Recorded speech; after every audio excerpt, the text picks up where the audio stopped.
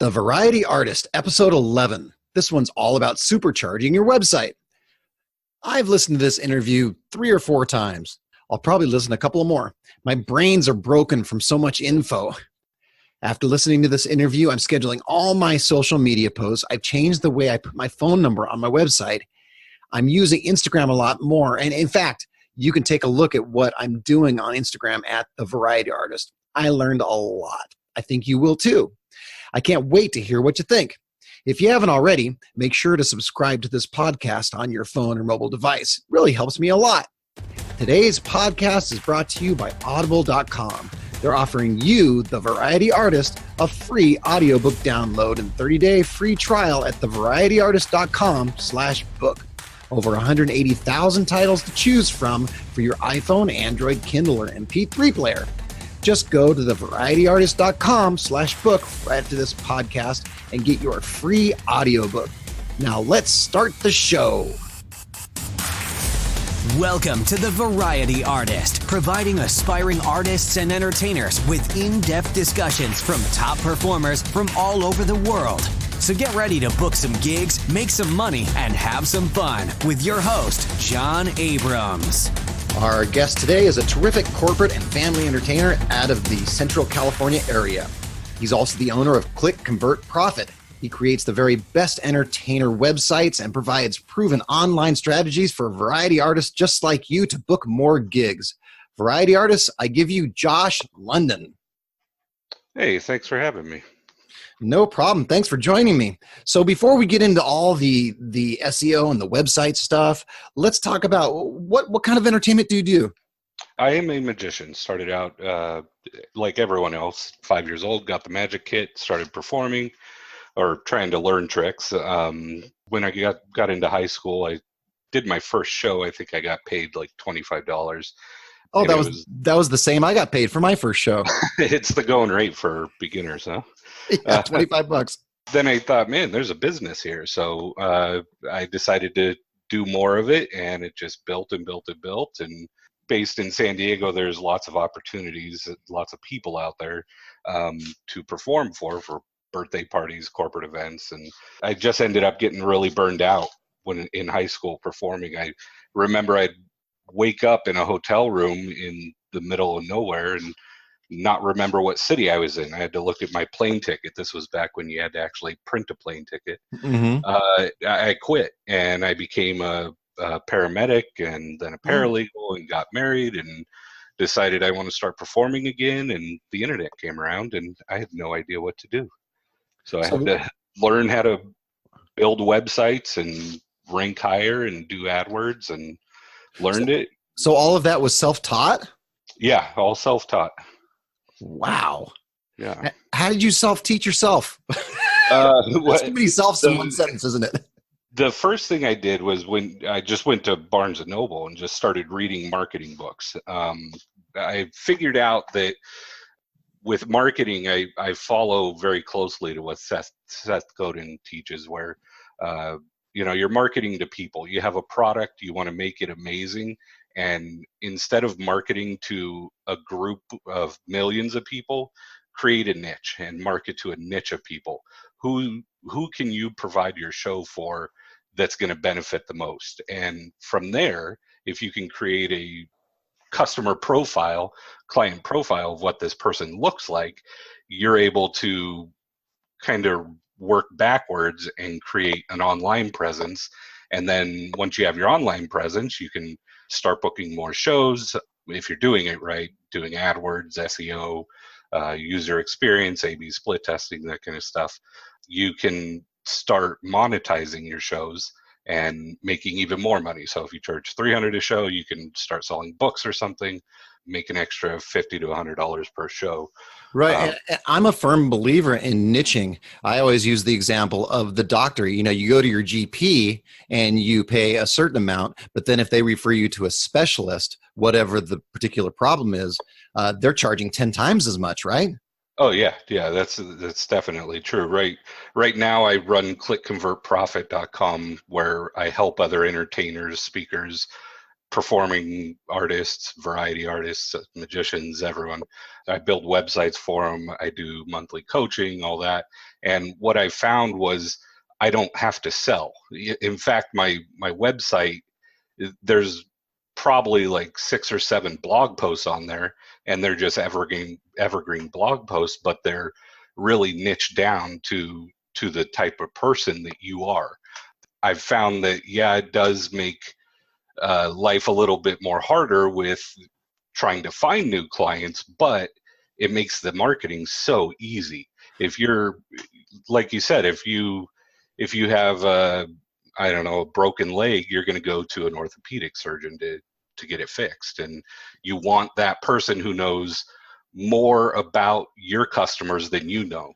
And that's what I try and teach and try and do with my clients and try and do with myself, even with my own marketing. Well, one of the philosophies that you mentioned, and I'm a firm believer in this too, is to create the perfect client for yourself, whatever market you're in, and even give that perfect client a name and write it out. Because once you know your perfect client, the exact person that you want to work for, whether you're doing schools or corporate events or birthday parties, whoever that is, if you have it written down, when you have questions and ideas about what you want to put on your website or how you want to do the marketing, you can just look at that person, that perfect client, and they will answer all the questions for you. Exactly. And when I was doing a lot of kid shows, I was in San Diego, I was doing about 6 to 8 kid shows every weekend. It got to a point where from 8 in the morning till 6, 7 at night, I was on the road doing shows every Saturday and Sunday, and it was a lot.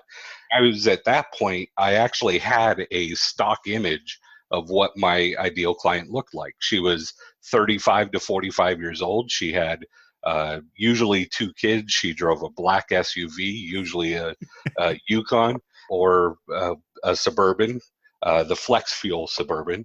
Yes. She probably didn't work. Her husband worked either in finance or something like that. And they lived in this part of San Diego, and they ate at these kind of restaurants. And I had a picture right above my desk of that. And it reminded me of who I'm working for and who I'm marketing to. And it made things like conversion optimization. What colors do I pick for my website?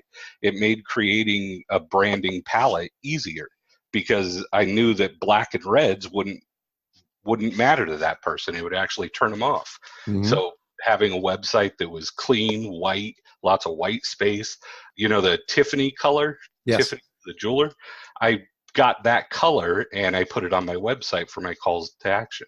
That's very smart. So you modeled somebody who's already looking at maybe your market and modeled your website colors after theirs. And, it's funny. I figured that out when I was actually at Tiffany's. I bought my wife. It was only like $100 ring when we were dating. I couldn't afford the real Tiffany jewelry. But as I was walking out with that little blue bag, I noticed all the women look at me and then look at the bag, look back at me and smile. And I thought, hey, there's something here. They noticed this. So when I actually split tested this, I'm a big believer in data and looking at numbers and seeing what numbers actually produce. And so I had I think it was like a red button and then the Tiffany color button. And I set up a plugin so each time there was visitor A, it would be one button. Visitor B, another color button. Back and forth, back and forth. I got more clicks on the Tiffany color than the other one. Interesting. Now that's split testing. You can split test pretty much anything nowadays, right? On your website? I split test anything you could do anything on a website. You could split test anything. What I found really, really valuable is split testing in my email marketing.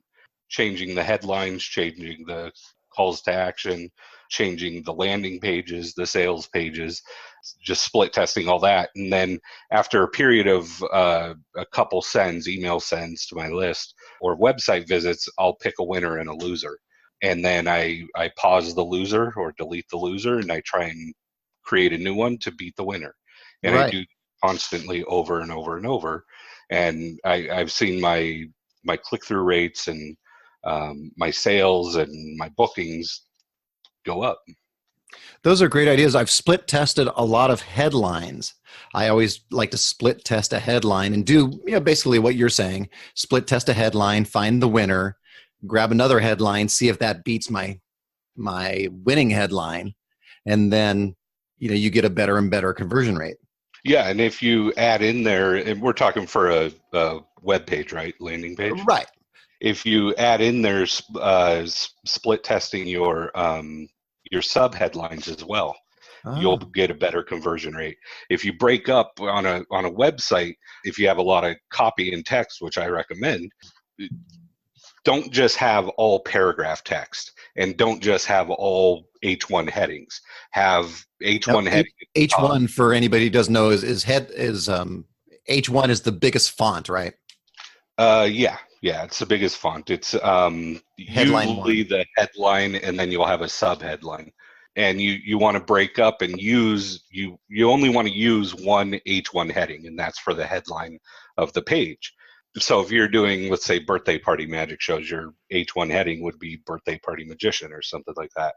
And then below that, you have your sub headlines, your H2s, H3s. You only want to use one H1 headline in that page, and then the rest would be H2s and H3s, and it would draw the eye of the user, because remember, a lot of users, I think it's like 80 or 90% of them are on their phones, so they don't read, they just quickly scroll. So if you have things in your copy like headlines that pop out, and instead of just saying the best birthday party magic show you can get, and actually have something relevant that talks about the features and benefits and what the person booking you will feel, that's the most important thing, because you're selling an emotion, you're selling an experience, you're not selling a tangible product. So you have to talk about your feelings a lot, and you have to have that customer profile to know what they're feeling. Right, because people remember what they feel more than they remember what they do, right? Exactly. Yep. Now, you mentioned blog posts. Why are blog posts so important? Because it adds content to your website. It's words on page. Google, if you go to any website and right click on a page and then choose view page source or view source, you'll see a bunch of content come up, and it's the back end, it's the HTML that is what Google indexes. Google doesn't know what a video is. I mean, it knows it's a video, but it doesn't process that as a video or a picture as we process it. It processes it as words, letters. So when you create more content, and you usually do that through blog posts or long articles on your site that match search queries and long tail keywords, you're going to rank higher. So what you're suggesting is, when you do a blog post, put a bunch of your keywords in your blog post, so that way it's relevant to somebody searching for it. That's a slippery slope. If you do that, and I've seen this with past clients. I'll redesign a website, and I build websites on WordPress, and they'll usually have Yoast plugin installed, which is an SEO plugin. Yep. And they write their content for Yoast, so that Yoast turns green, not red or yellow, green. And when you do that, and you read it out loud, it sounds really awkward. Every other word is magician. Every other word is city magician, like San Francisco magician, best magician, higher magician. And it just sounds awkward. Google picks up on that. Users pick up on that, and what Google is actually tracking is the user's behavior on your website. That's why they want you to install analytics and Google Search Console on your website, because they want to see if they display your website as a search result in the search engine results page, the SERP. They want to see if people are actually going to click the website and then click through the website.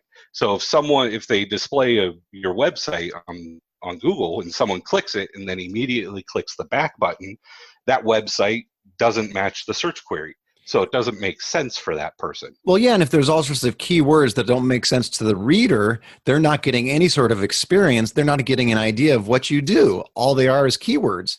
Exactly. Yeah, and you're writing for humans. Humans pay your fee for your gig, so write to them. The number one thing I think about when either designing a new website or talking to one of my coaching clients is what's the objective and are the calls to action aligned?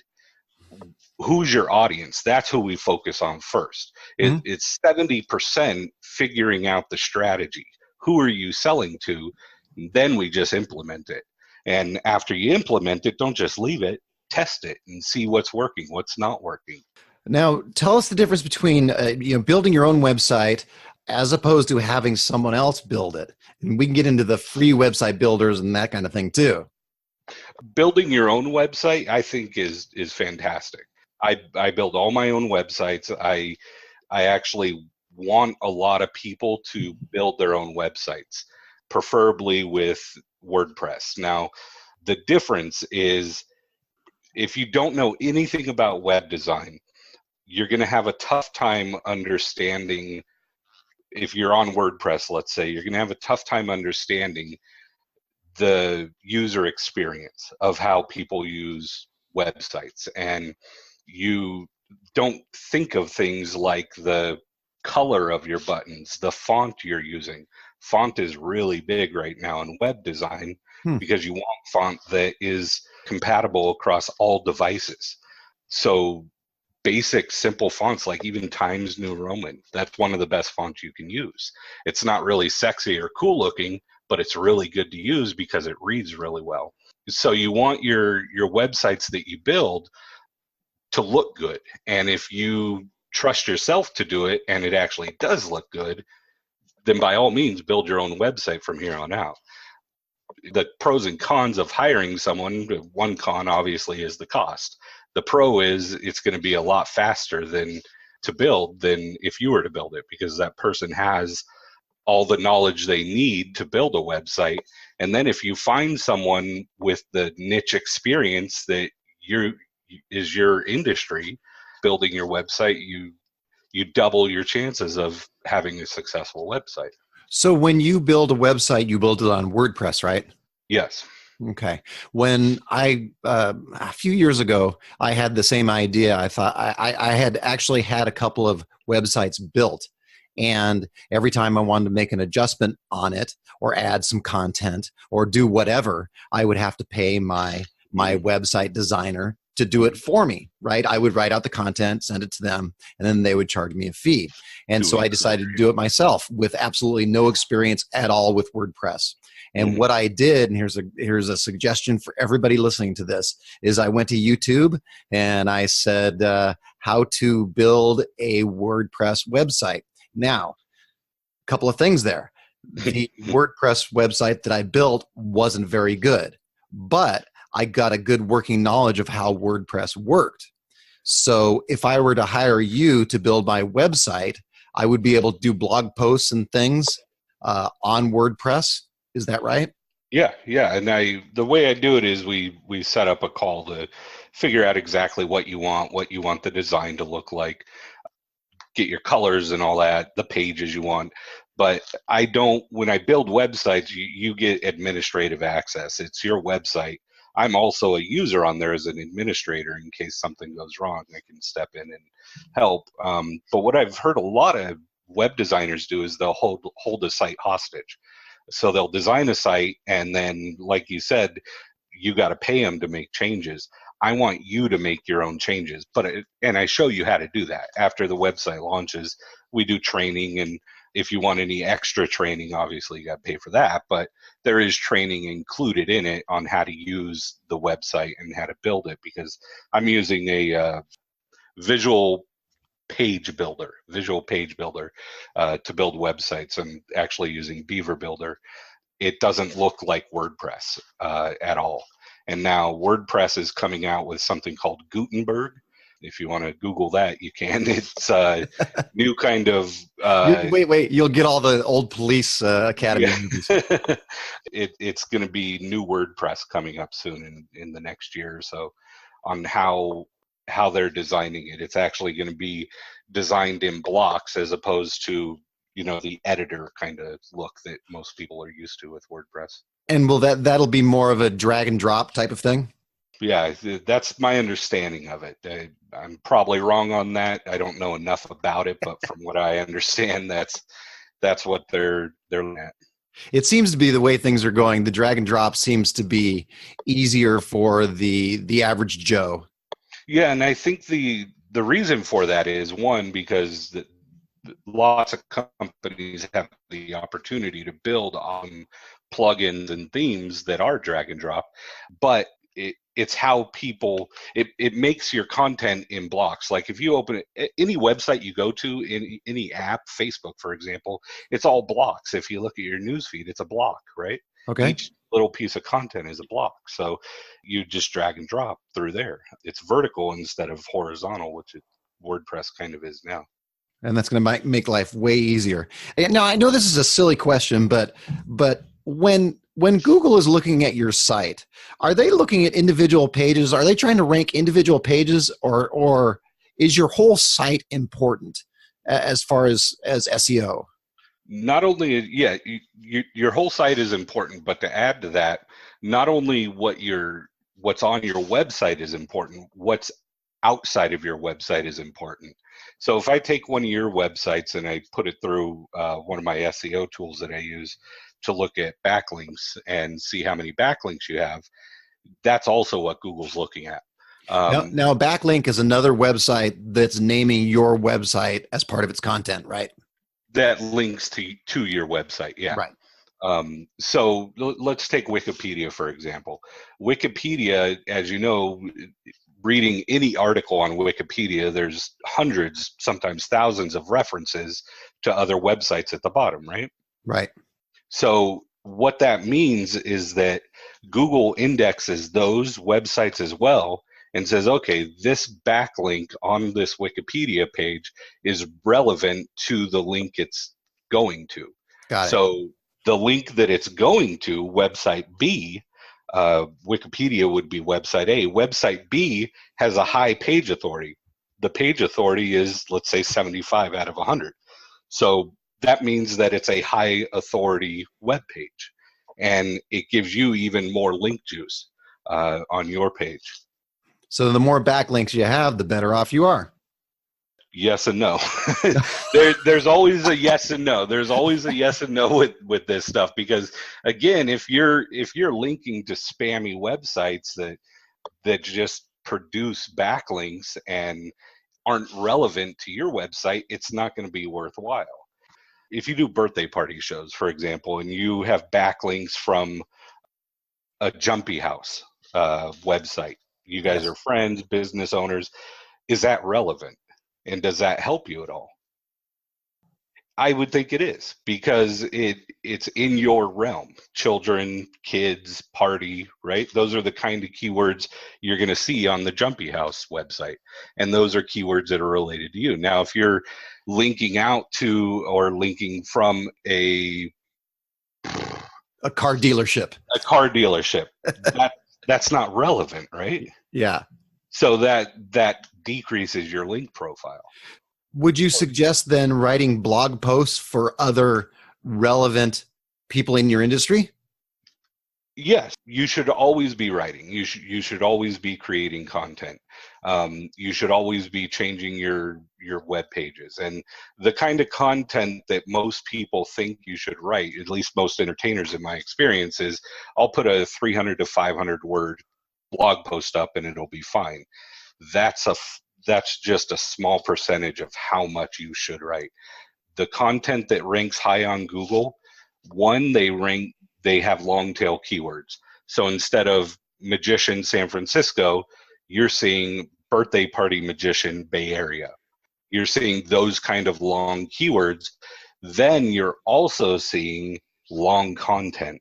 So the content is very long. It's 1,500 to 2,000 words. Oh my! Yeah, that's a lot of content. That's a small book.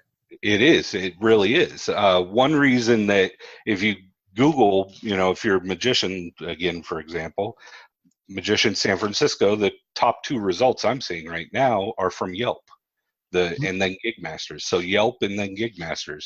If you look at the Yelp page, there's a lot of content on there, but they're also linking to a lot of different magicians.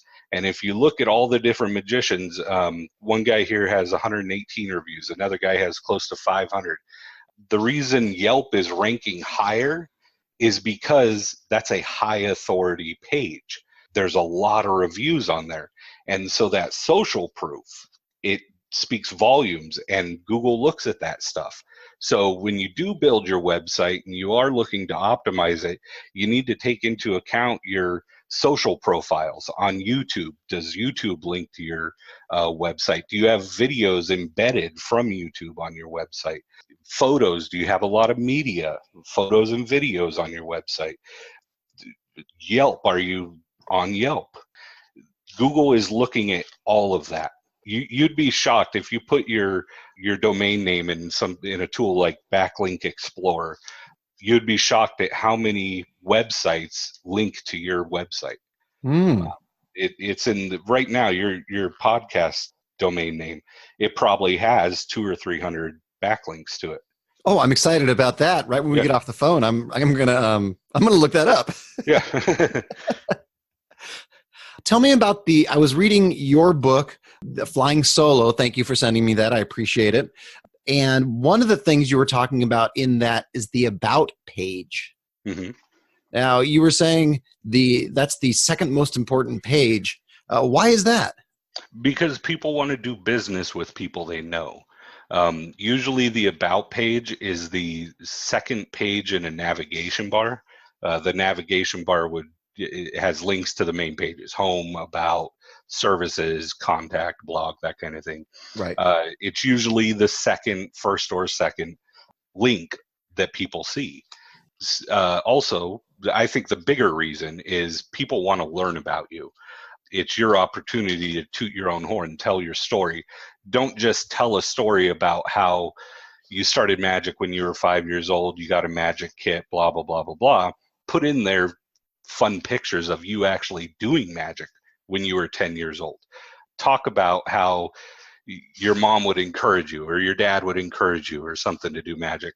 And also sprinkle throughout there some calls to action, buttons, email sign-up forms, other quotes from clients, links to your kind of magic shows. You know, Josh Lennon started doing magic. He started out doing close-up magic. He met Dave and Dan. He bought Nursery Rhymes, their lecture book, when it was like underground and nobody knew who Dan and Dave Buck were. Link out to Dan and Dave Buck on their web, that kind of thing. Mm-hmm. That's what people want to know. When you go buy something, what was the last thing you bought online? Oh, online? I'm not sure. Probably a book from Amazon. Okay, so you went to Amazon. You looked you're searching around Amazon for books. You want to read something. Did you read any of the reviews or not? I think if I remember correctly, I went and got a book that I was recommended by a friend. Okay, so it was recommended by a friend. That's even better. So you probably didn't read many reviews. Right. Now, if you were looking for a book and you didn't have a recommendation from a friend, would you read the reviews or not? I probably would. If I saw something and I said, oh, this looks kind of interesting, I would probably read the reviews first. Sometimes they'll give you a little excerpt from it. Exactly. I'd probably read a little bit of that and see if I wanted to go further with the purchase. Yeah. Exactly. And that's how people buy entertainment. They often know more. Leads and prospects often know more about your competitors than you do. They know how much your competitors charge. They know how fast your competitors respond. They know what your competitors offer. They know if they even like your competitor, if he's a jerk or not. You don't know that. And you need to know that kind of stuff. And when I buy stuff on Amazon, well, first of all, when I buy anything, one of the first things I do is go to Google. And then usually one of the first top organic search results or an ad is from Amazon. I read not all the reviews, but I read a lot of the reviews. I look at the questions part of Amazon. What questions and answers do people have? Then I read the description. So I'm learning what other people think before I even read the description or the features of the thing. And so when someone visits your website, they're doing the same thing. They're looking at your blog post, they're looking at your about page, they're looking at your home page, they're looking at the things you offer. Exactly. And they're learning about you. They want to know who you are. Are you a weirdo or not? Are you embarrass them or not? That's basically what it comes down to. Are they going to look stupid for hiring you? Are they going to look good? Exactly. Well, let's go back to the social media thing. You mentioned about backlinks from YouTube. I know on my website I have backlinks from YouTube, Facebook, all of those different things. So would you suggest putting pictures and different things on Instagram, Facebook, YouTube, and have those pictures somehow linked to pictures and videos somehow linked to your website? Yes. And you can do that a number of ways, having them embedded in there. That's just one part of it. The reason to be on Facebook and YouTube, and the reason why we have Facebook groups, I even have a Facebook group called Selling an Experience. It's a private group. You have to have a link for it or go to Facebook and type it in to find it, and I have to approve your membership to it. The reason we have that is because we're building a community, right? We, as business owners, you want to build a community. You want to build an environment where people are rabid fans. Now, you're going to have, if you have a community of 500 people, you see this a lot in email marketing. You've probably heard, and a lot of people have probably heard, oh, you should do email marketing. It's great. Well, the reason why you do that is because you want to build a community of people where every time you send out an email, it's booking you a show. You're booking a gig from it. And you could have a email list of 500 people, and every time you send out an email, you book a gig. That's a pretty good return on investment. That's better than Facebook ads or Google ads. It's great because if you're using one of the Aweber or Mailchimp or Constant Contact, you're just paying a small monthly fee to contact those folks all the time. Exactly. Mailchimp is free. I don't use Mailchimp. I actually use Drip, which costs more. I'm able to do a little bit better targeting and segmentation. Mailchimp is free, and their automation is free. And you shouldn't be we talk more about this later, but you shouldn't be sending out just one email newsletter every month because people forget that. The goal is to send relevant information to them in their buying process, no matter what stage they are in their buying process. But for social media, again, it's a ranking factor for Google. If you write a blog post and you put it on your website and you share it and one person likes it or shares it, and then your competitor writes another blog post and 100 people like it and share it and comment on the blog post in Facebook, what's going to tell Google is the better content? Yeah, obviously the one that had 100 likes and a bunch of comments. Exactly. So that's the reason to do social media. It does a couple things. It helps your ranking factor. If it's good, you can't just post on there, stupid stuff that nobody likes. And it's hard to do that. Okay, well, your next question is, okay, well, what do you post? Sure. And that it's hard to tell because I don't know. It's different for everyone. For you, John, we know each other. My daughter actually went to one of your shows at a library in San Diego, and she loves it. Oh, When I say animal magician, she knows exactly who you are. For you, one thing I saw on your personal Facebook page a couple weeks ago, you posted a picture of your hedgehog sleeping in his food bowl. I did. You remember that? Yes, I did, and I got a lot of comments. Exactly. Now put that on your business Facebook page. Ooh, I'll do that. I showed it to my wife because we just bought a guinea pig, and she wants a hedgehog. And she wants a ferret and all this. So she said, man, he should post more of this stuff because I want to see that. So what you do is something like that once a week, pick a day, call it a Animal Madness Monday. And every Monday you have posts and pictures and short little videos of your animals at home doing something funny or silly. That's a great idea. You're welcome. I'll send an invoice. I'm going to do that right after we get off this call.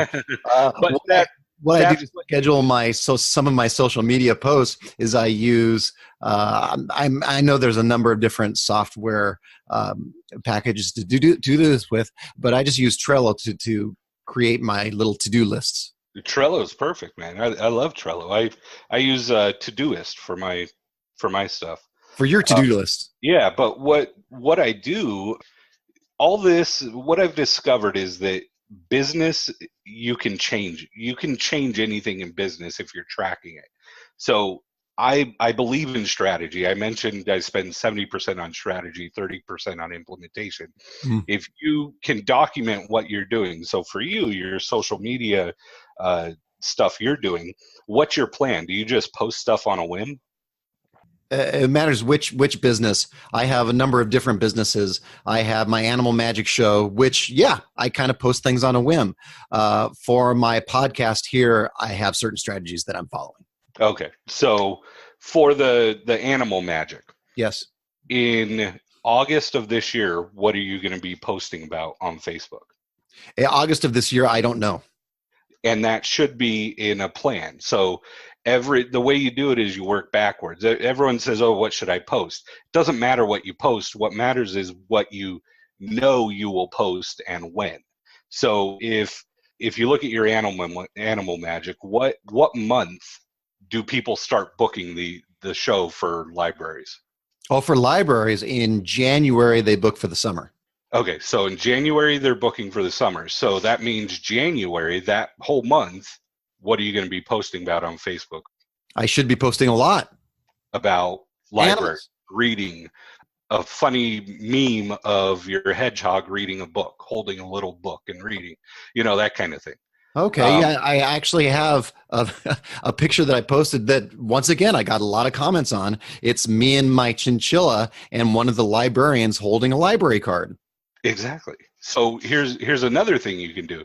If you have that librarian's name, friend her on Facebook and say, hey, can I add you to this post? She'll probably say yes. Yep. And she, when you add her, you do, at Jane Doe or whatever her name is, all her friends will see that post. So now you're getting not only your audience seeing the post, her friends seeing the post. You can also take it a step further. A week later, email her and say, hey, can you just share that on Facebook? She'll share it on her newsfeed. And she will too. Yeah.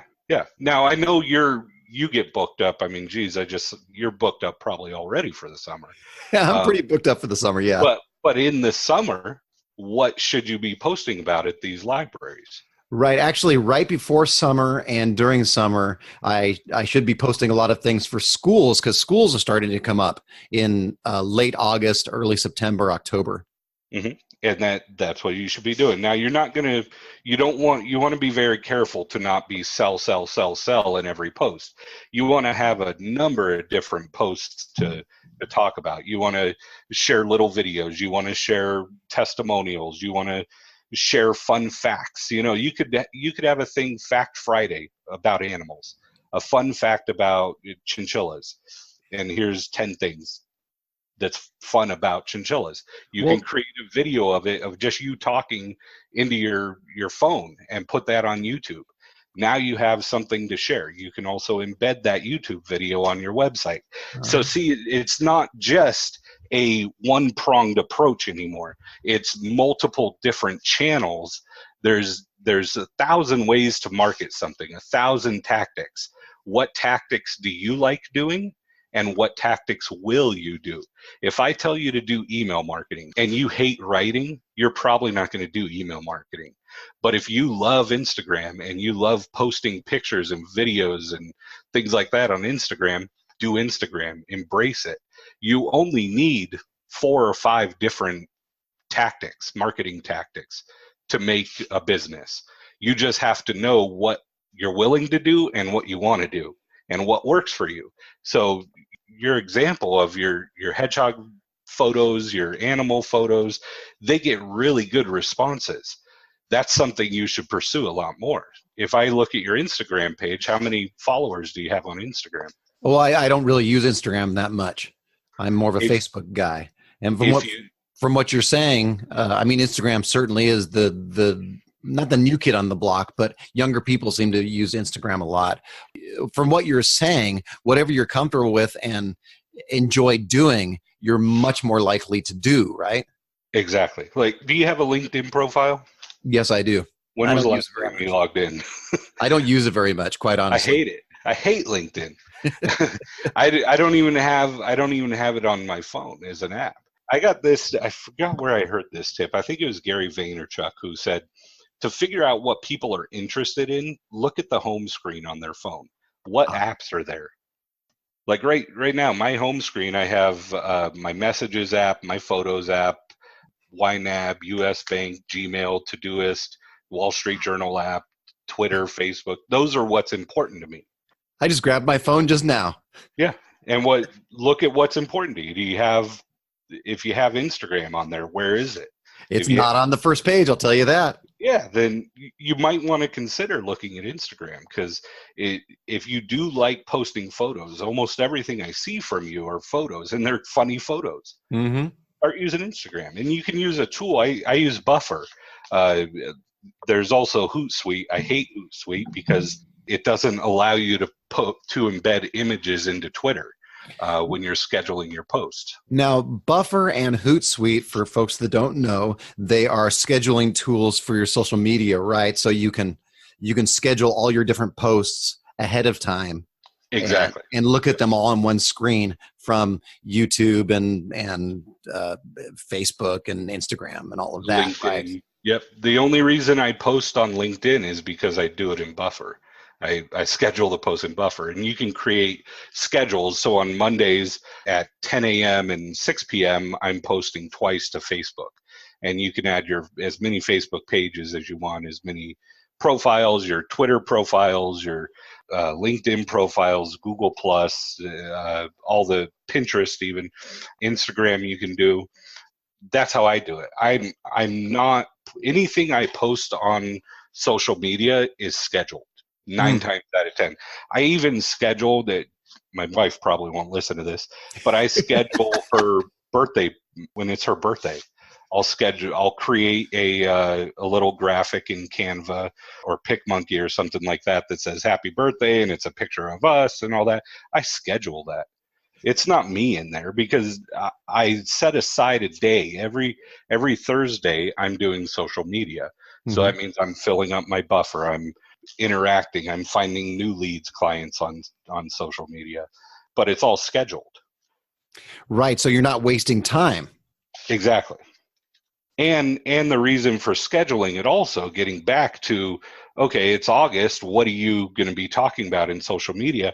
I have my calendar laid out. So for this quarter, this is what I'm talking about. I really want to push my pay-per-click consulting services. So I'm going to schedule content, write information, emails, posts about AdWords, about Facebook ads.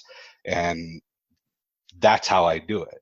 Then if I discover, okay, hey, you know what, I'm getting a lot of clicks. If I look at my analytics, I'm getting a lot more clicks in December for AdWords than this time. I'm going to flip it. So I'm going to write more in December about AdWords because for whatever reason, people are wanting information on AdWords, visiting pages about AdWords. I'm going to write then. And I can flip it. And it gets back to what I was talking about earlier about having it on paper, having a plan. You can, I think of business and my business, and I tell my clients to think of their business as a machine. It's something you hold in your hands, like a deck of cards for a magician.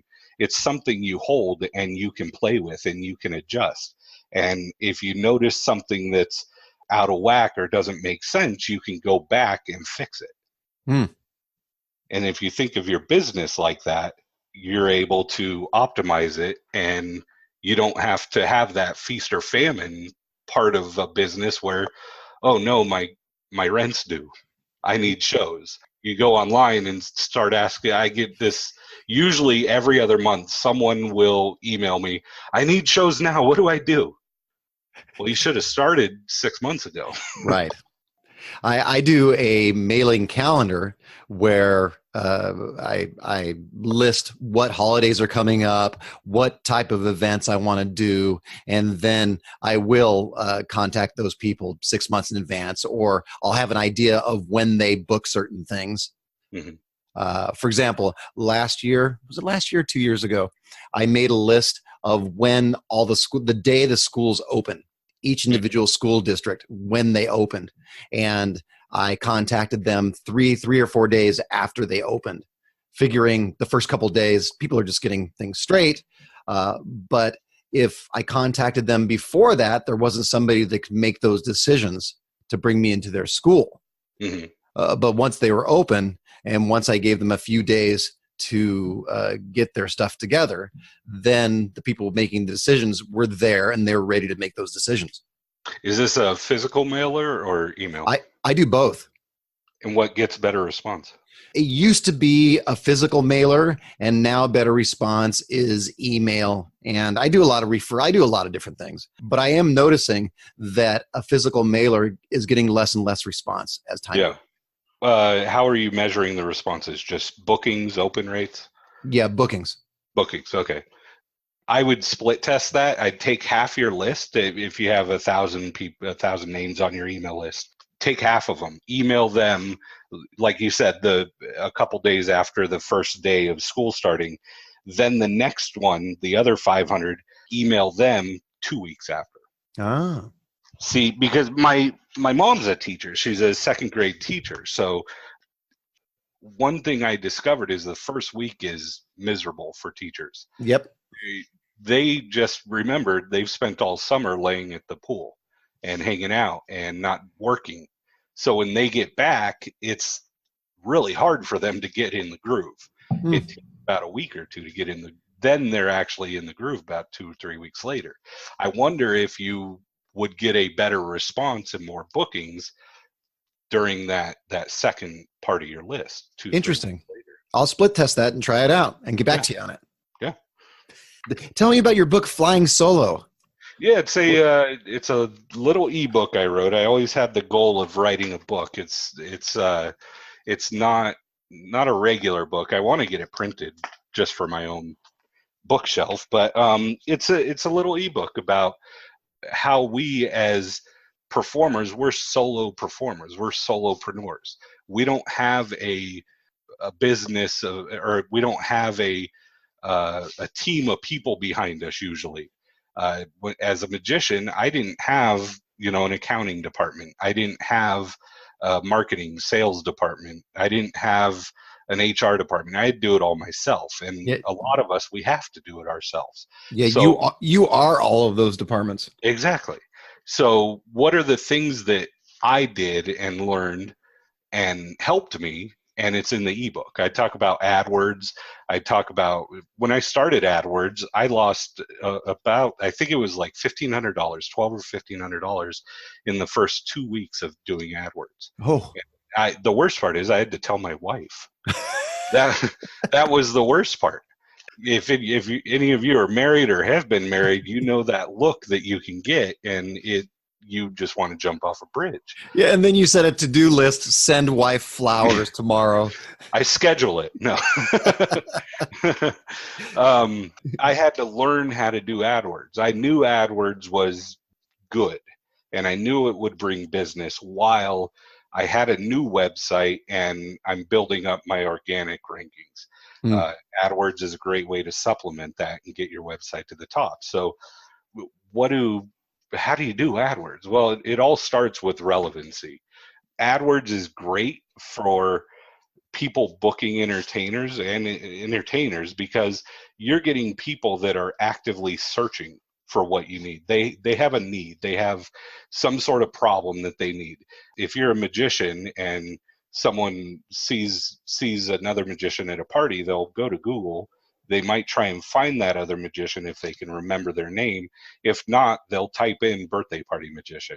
And if you have an ad that speaks to what they typed in and where they are in the buying process. And then not only that, a landing page that matches that ad and search query, and the website looks good. It doesn't look like crap. It has nice pictures. It has all the relevant information they could possibly want about booking a birthday party magician. You'll get a lead. Let's talk about that landing pages. Let's go back to that. So I have my website. I create a Google ad that someone will click on if they're saying birthday party magician or whatever they're saying, and they click on that ad and it takes them to a landing page or your website. What is the difference? Either or. Landing page, it's a landing page, my definition of it at least, is how a landing page is different than a static page on your site, like the magic shows page or services page. That would be more static. The about page would be there over time. But a landing page is different because it has a specific objective. So if someone types into Google entertainment ideas and you don't have a landing page or a page that you're directing visitors to that talk about entertainment ideas, the 100 best entertainment ideas for corporate events, that kind of thing. That is a specific objective. They're in a different buying process than people that have their credit card out, their kid's party is tomorrow, and they're ready to buy, right? So if someone is in that position, oh man, it's the party's tomorrow, what do? We forgot about it, which we've all had calls like that. Yeah. They're going to search for something like hire magician, hire a kids magician, hire a birthday party magician. They're not going to search for the top level keywords or search queries like kids birthday party ideas. That's more top funnel stuff. So you'd have content wrapped around all those different kinds of keywords.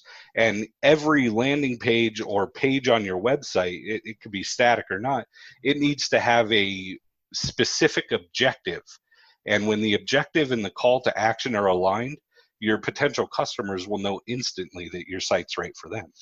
Right. So if they type in, we've used that example a lot, birthday party magician, and then they go to your landing page, to your website, and it says birthday party magician available on weekends, whatever it may be, and it matches what's in their mind, their chances are they're going to hire you.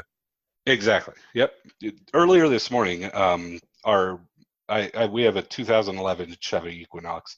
The blinker went out. And I was just trying to check to see I had the right light bulb. I just wanted to make sure it was the right one. So I typed in, my search query was 2011 Chevy Equinox rear blinker. The first result that popped up was from AutoZone, and it says Chevrolet Equinox turn signal light mini light bulb. So I click on that. Then there's a box in the top that says, tell us more about your Chevrolet Equinox, where I had to select a year, select the model, select the engine type. No, it should have already had that. Those results should have already been there. That's what I mean when I talk about matching the intent, the query, with the results. Got it. So the user, the person typing it in, doesn't have to give you any additional information. It's all right there in front of them. Exactly. One of my biggest pet peeves, I've seen this with a number of entertainment marketing gurus out there, is they will have on their website a form, a contact form. The contact form, for one, it's not responsive, meaning it's not compatible across mobile phones, tablets, and computers. It looks like crap. It's square input boxes. It's weird writing. When you're trying to input your text into it on a phone, it looks really weird. It just doesn't look nice. It doesn't look professional. That's one thing. The other thing is that it'll say the call to action is usually something like get an instant quote. And if you fill one of these out, and I do this with almost all my clients, is I'll go to their website as it is before I redesign it, and I fill out their quote, instant quote box, their contact form. And what am I expecting? I'm expecting an instant quote. After I click submit, I want to see a price.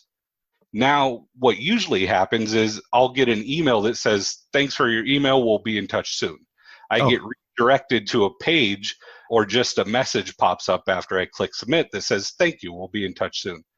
See, I think that happens to a lot of people. I think for me, if I'm looking for something and I get to a website and something pops up for me to fill out a form, that scares me away a lot of times, because I've seen many, many times when I fill out a form, I get a bunch of different emails, and to me, they're spam emails as opposed to the thing that I'm actually looking for. But there are other people that love those forms, right? So when we're talking about website design and landing page design, you need to have different ways for people to contact you. Sometimes people like to just send an email. So you need to have a link to your email address, that's easy to find. Yep. You need to have, sometimes people like to talk, they like to call. So you're going to have a phone number on your website. Sometimes people like to do forms. So you're going to have a form on your website.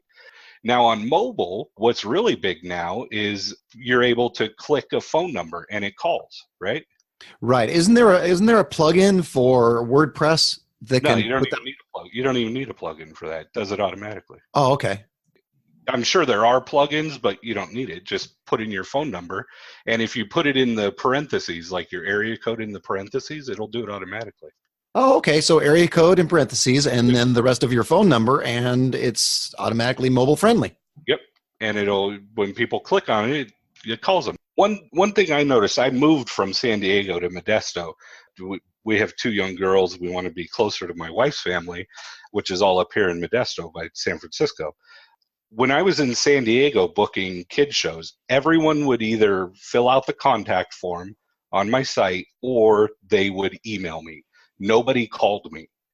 Now up here, everyone calls me. Interesting. Very interesting. So I hate talking on the phone to people. I like doing automated stuff. On WordPress, I use Gravity forms for my form builders. And I am able to create autoresponders. So if someone on my form selects that they want information about a kid's birthday party, they get an email that tells them a price right then and there.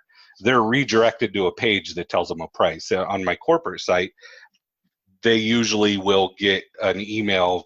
I'll probably turn it off now after this airs, but they'll get an email that tells about my price, because at the end of the day, sometimes people just want to know what the damn price is. Yep. And if you can do that and do it strategically, you're going to be winning. Just give people what they want. And most of the time, people want to know 2 things. Are you a weirdo, and what's the price? Yeah, I've seen pictures on websites before where I think that guy or that girl is a weirdo, and I'm not gonna. I wouldn't hire them for any amount of money. Yeah, and you wonder how they even do shows.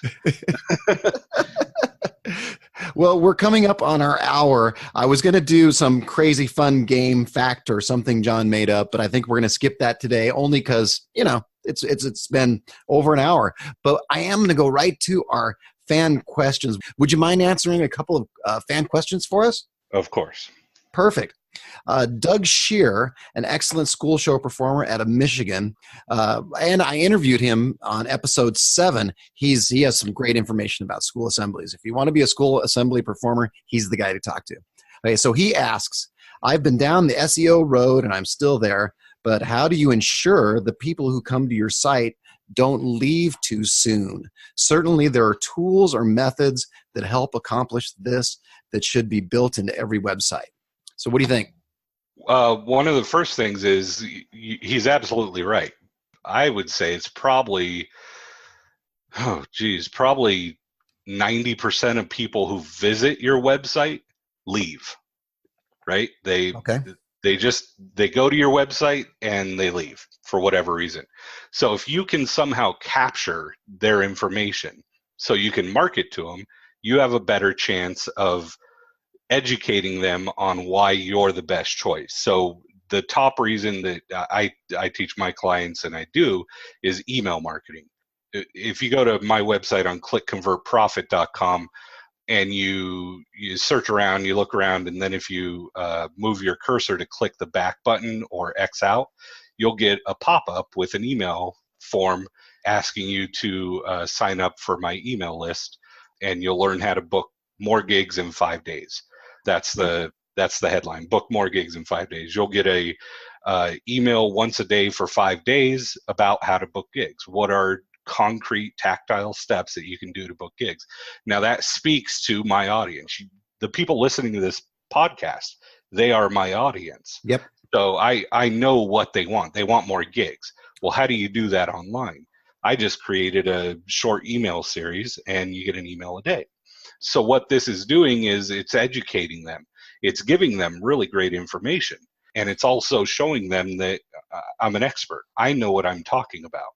Now, throughout that email series, I talk about AdWords, Google Search Console, SEO. If they click on a link that references SEO or AdWords or something, they get tags applied to their email. And I'm able to put them in different funnels and send them different campaigns because they've essentially raised their hand and said, hey, I'm interested in AdWords. So I'm going to give them AdWords content if that's what they're interested in. Sure, and as an entertainer, we can do that exact same thing by giving them content that they want. Exactly. We have different show options. A lot of corporate magicians, they do close-up, they do trade shows, they do stand-up shows. Those are all different buckets and categories that you can talk about. If someone visits your page and they're looking at the close-up page and they watch the close-up video, they click the buttons on the close-up page, they request more information, they better be put into a funnel talking about close-up magic. Right, because it doesn't make any sense to put them in a funnel that talks about doing a stage performance or something. Yeah, or a trade show, exactly. And you can segment them even further by the close-up audience, and you can sprinkle in your emails and your marketing information about your other shows. Now, if they start clicking more on your stand-up shows or your trade shows, give them more information about your trade shows. Take them out of one funnel, put them in another. Can you do this all through your email marketing? Most of the times, yeah. I know Mailchimp does it. Mailchimp is fantastic. That's how I started. I since moved on to a little bit more robust automation platform with Drip, but Mailchimp is fantastic. And what is that? Is that drip.com? How does someone go about looking at that? Drip.com. Okay. I'll put all of those links to Drip, the different ones we've been talking about, Drip and Mailchimp, and I've used Constant Contact, Aweber, a number of them. I'll put them on my website so someone can poke around and see what fits them best. Yeah, and here's the thing, it doesn't matter what you use. What matters is that you're using something and sending. You're creating relationships. That's the goal. Create relationships. The goal is to get people, if they're at a party and one of their friends mentions that they have a corporate event coming up or the holiday party, we need entertainment. I don't know what to do for this thing. Hey, Josh London, he knows he's a magician. He was fantastic. And by the way, I got his last email right here. Here it is. That's the goal. Yeah. And it has great content, something I was interested in. Yeah. And it's not just, these are the shows I went through. It's funny pictures of your hedgehog. Yeah. That's funny. Thanks. All right. So that answers the first part of Doug's question. The second part, are there certain tools or methods, tools that you can get to see if someone's jumping on your page and jumping right off? If 90% of the people are jumping right off, are there tools that'll show you that? There are tools. One tool that I use is called Crazy Egg. It's a heat map tool. It has a WordPress plugin that you install on your site if you're using WordPress, but it allows me to see a heat map, how far down people scroll on your website, where people click on your website.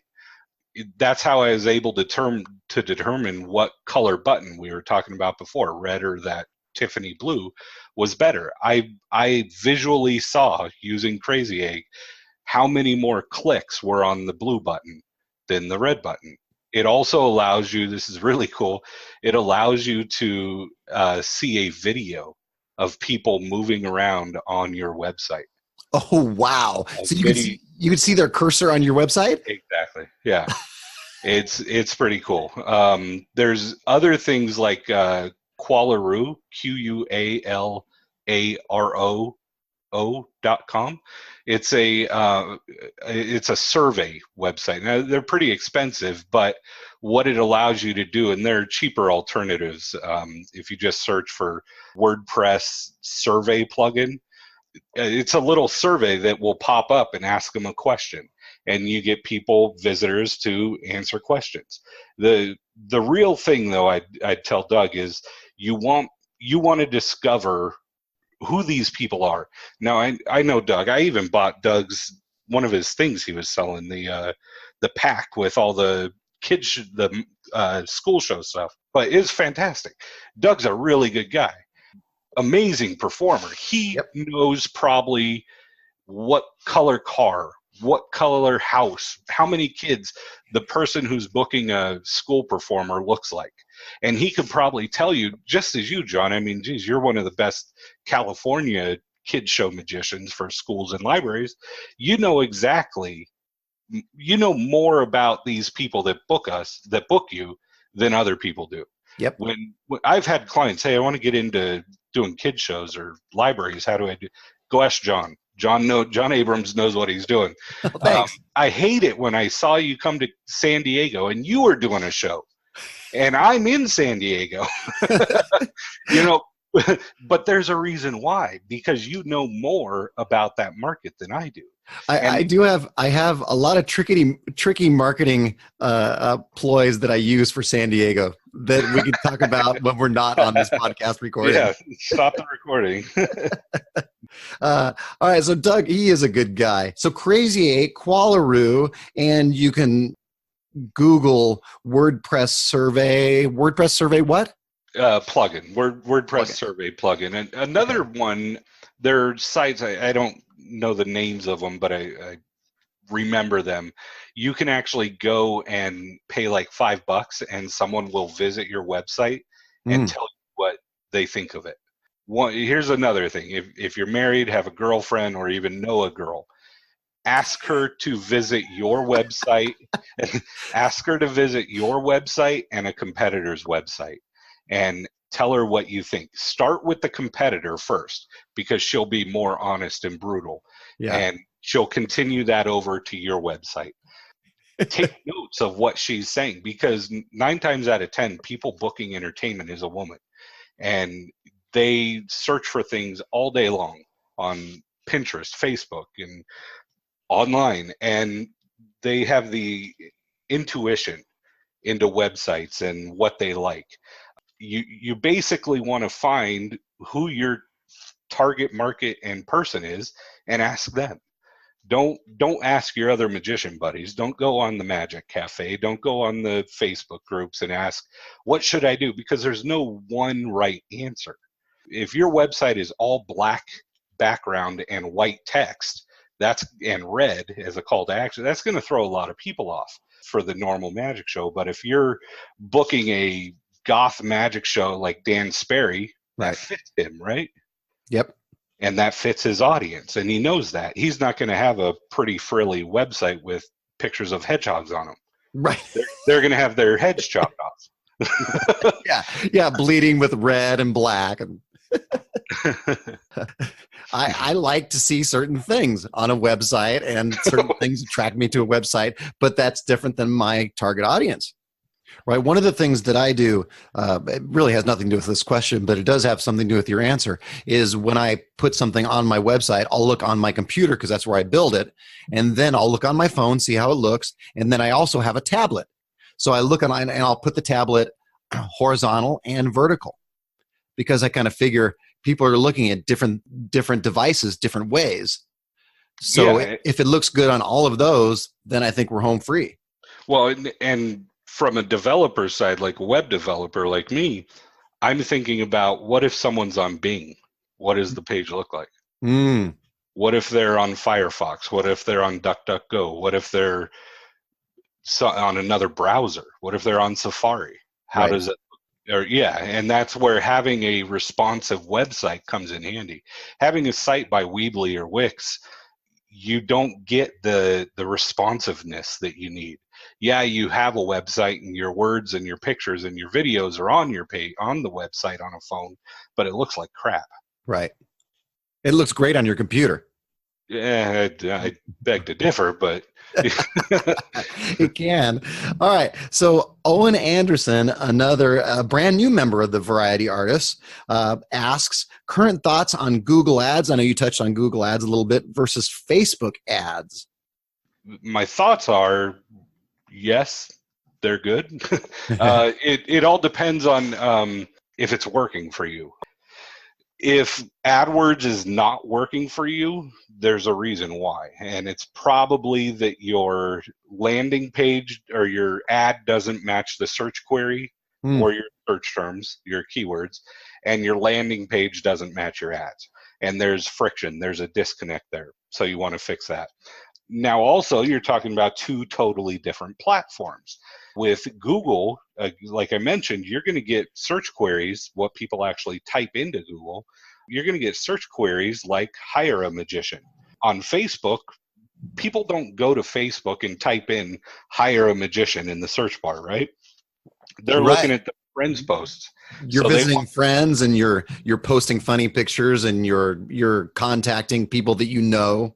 Exactly. You're not there to buy anything. You're there to interact and see what friend got married in their latest baby picture. Right. So the way to do it is first set up remarketing and retargeting. Remarketing is Google's version of if you visit a page, like we were talking about light bulbs for cars.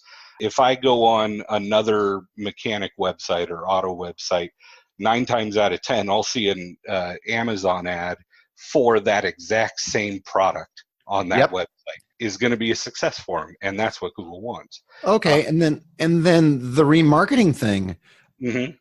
So, when someone types in keywords and such, and then somehow their computers remarket it as a Facebook ad or something like that. How does that work? That's all through cookies. So what's happening is Google is tracking cookies on they're tracking what pages I visit. So there's a difference between remarketing and retargeting. Remarketing is Google's form of it. Retargeting is Facebook. So if I go to the close-up magic page and then I go to another website and I see an ad for close-up magic, that's remarketing. If I go to Facebook and in my news feed I see an ad for close-up magic, that's retargeting. So Mm-hmm. they're two different platforms. Now the ads should be very different because the intent of the user is different on Facebook than on Google. Got on it. Google, they're looking to book you right then and there. Right. Can we set those up on our websites to retarget? So if someone comes to my website and says school entertainer, but pops off after taking a look at a few things, and then they go to their Facebook, can I have something on my website that will retarget them as a Facebook ad? Yep. It's a little piece of code that you put in your website.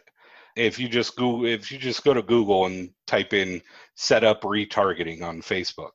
Set up retargeting on Facebook. Yeah, you'll see help articles on how to do it. Goodness, my head is spinning. It's a lot. But the thing is, like, instead of just throwing up a website and hoping and wishing that something's going to happen, you have to understand what's wrong before you can fix it. If you don't know what's wrong with your website and you're not tracking this stuff, you have no way of knowing what to fix. It's crazy. I'm going to go back and I'm going to listen to this podcast again, probably 2 or 3 different times, and implement all the different things that you've been talking about. Awesome. You have given us so much value, Josh. I really appreciate everything you've given it to us here. Oh, my pleasure. Thank you so much for doing this podcast. And where can someone get a hold of you? You can go to my website, click convertprofit.com, and get more information there. And with your ebook, is there some sort of an offer or something you can give my variety artists? Yeah, if you go to clickconvertprofit.com/flying, like flying hyphen solo, there will be a link, I assume, in the podcast notes. You can buy the ebook. It's $50. It's an expensive ebook, but I think the information is worth it. You can buy it. The normal price is $50. If you use the coupon code Variety, you can get $20 off. Nice. That's almost half price. It almost is. Perfect. So they can go to your website. That's all your contact information? That's the best place to get a hold of you? Yeah. Yep. Perfect. Well, thanks again, Josh. And thanks to all my variety artists. If you found this podcast valuable, tell a friend. That's how we can spread the word. And feel free to reach me at john@thevarietyartist.com or join my Facebook group, The Variety Artists, where you can ask me to ask questions of our guests like we did with Josh today. On Twitter, I am at The Variety Artists with an S on the end instead of a T because we didn't quite have room for it. Or visit my website at thevarietyartist.com where you'll find super informative blogs and all the show notes from today's interview. Now go out and book those gigs, make some money, and have some fun. That's all for this episode of The Variety Artist, but your journey continues on our website. Go to thevarietyartist.com for more strategies, insight, and resources, as well as show notes on today's guest to assist you in your career.